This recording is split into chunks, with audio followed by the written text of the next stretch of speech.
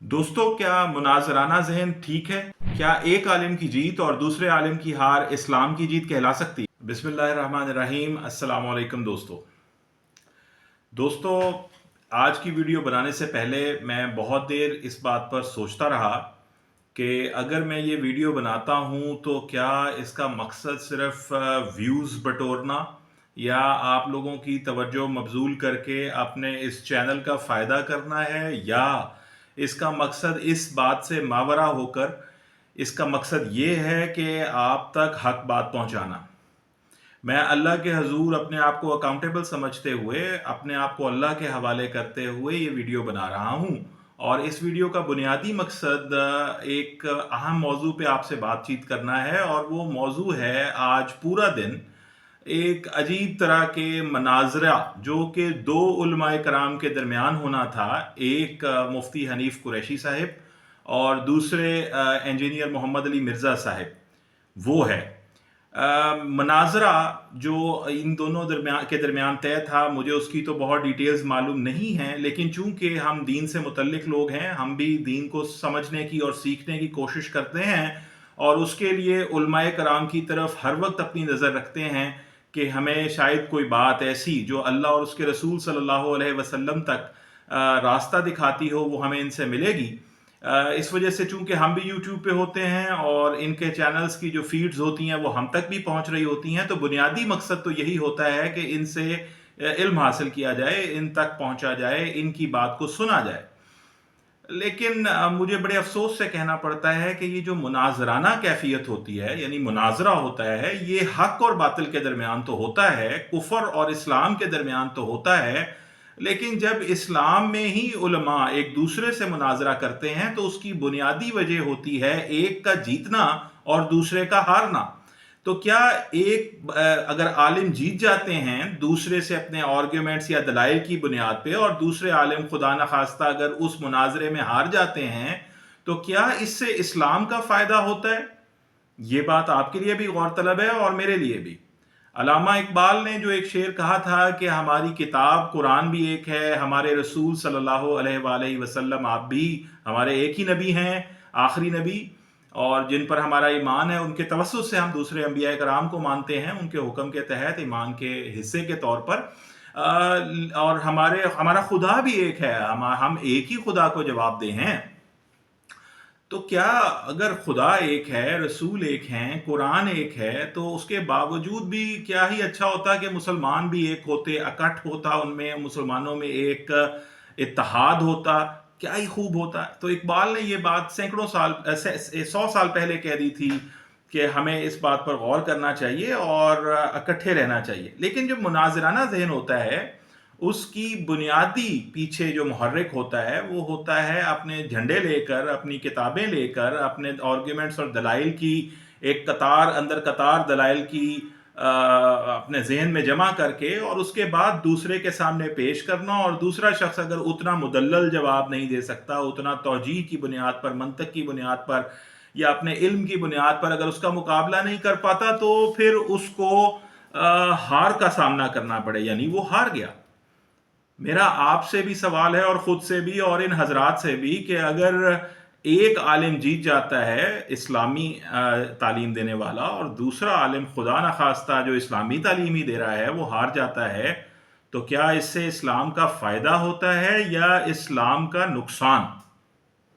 और मैं हैरान कुन बात यह है कि मैं खुद तो कोई आलिम नहीं हूँ, मैं तो सिर्फ एक मुसलमान हूँ जो इस्लाम से मोहब्बत रखता है, इस्लाम को अपनाया है हमने, ईमान रखता हूँ।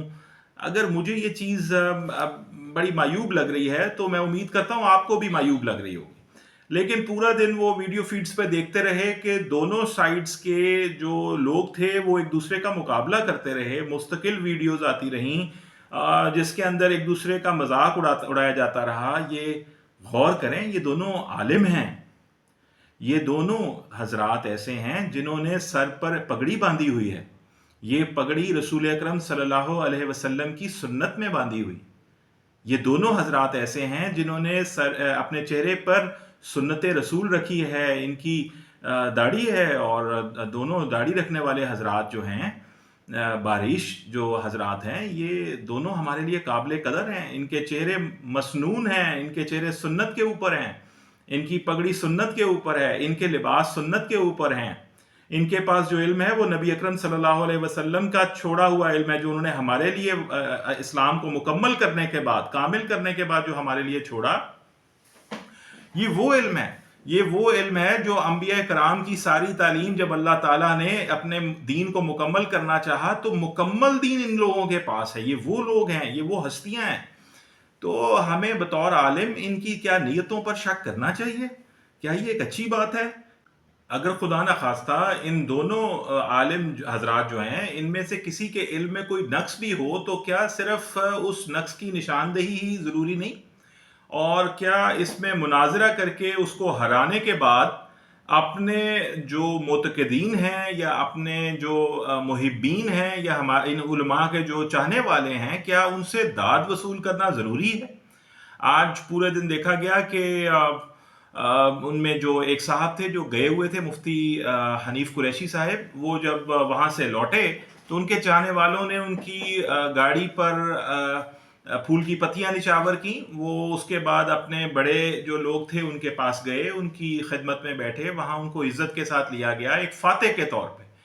اگر وہ ایک فاتح ہیں تو پھر لازمی طور پہ دوسرا جو ہے وہ تو ایک شکست خوردہ شخص ہے، وہ شخص تو پھر ہار گیا ہے. اور اگر وہ ہار گیا ہے تو وہ جو بھی سکھا رہا ہے نبی اکرم صلی اللہ علیہ وسلم کے نام پر، اسلام کے نام پر، پھر تو وہ بھی غلط ثابت ہو گیا.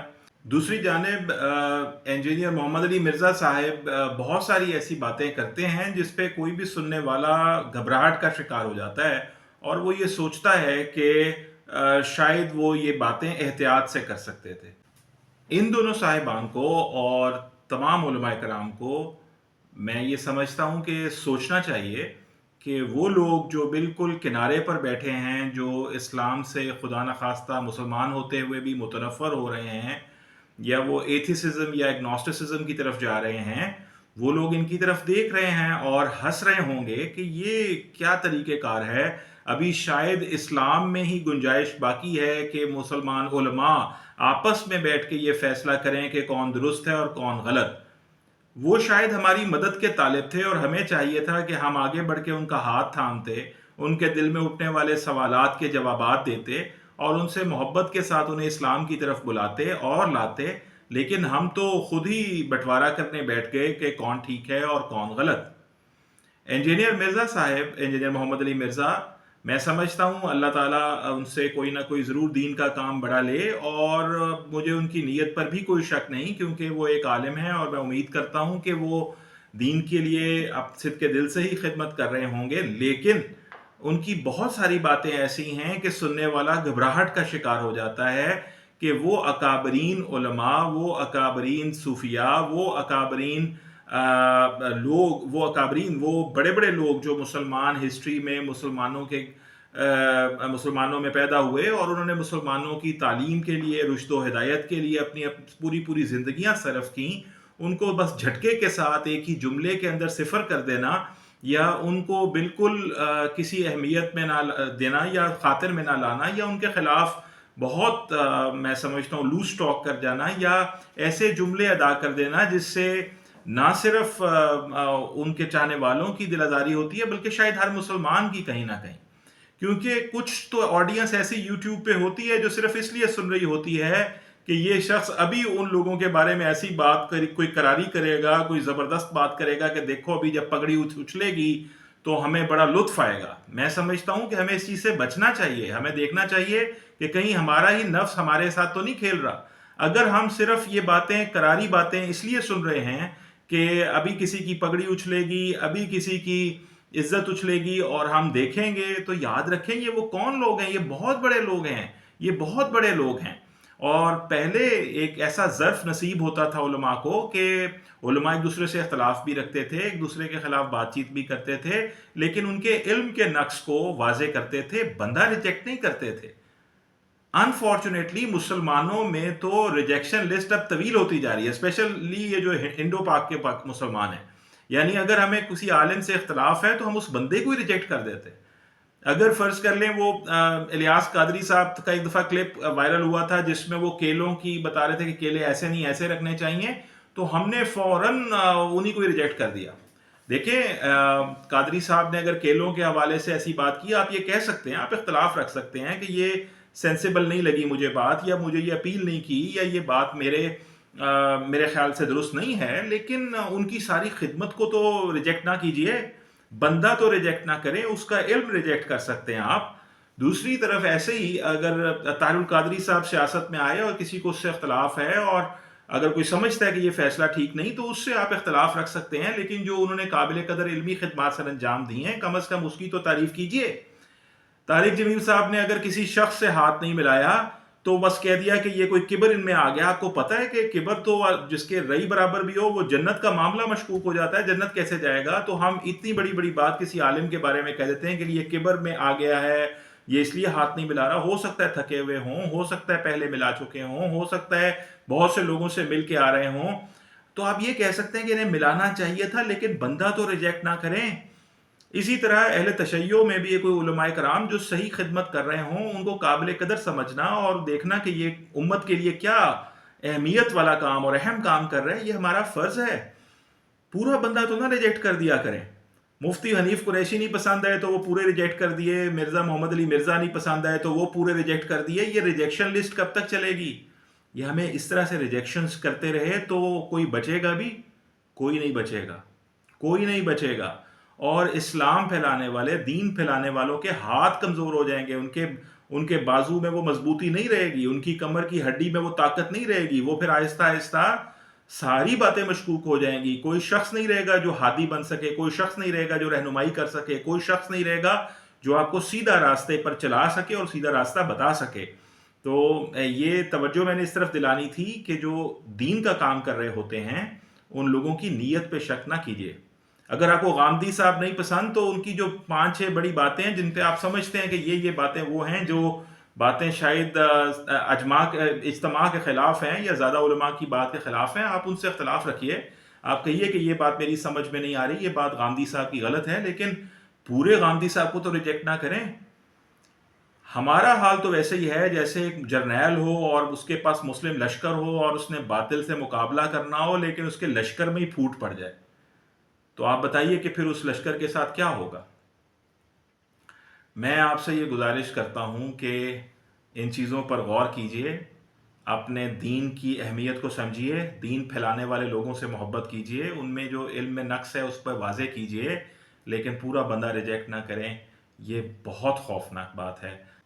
ایک دوسرے کی قدر کیجئے. لوگ اگر ہم ایسے ایک دوسرے کو ریجیکٹ کرتے رہے، تمام علماء کو ہم نے ریجیکشن لسٹ میں ہی ڈال دیا، تو پھر رہنمائی کرنے والا کوئی نہیں بچے گا اور دین کا نقصان ہوگا. اور وہ لوگ جو ہماری مدد کے طالب ہیں، جو ہم سے مدد مانگ رہے ہیں، ان کی مدد کون کرے گا؟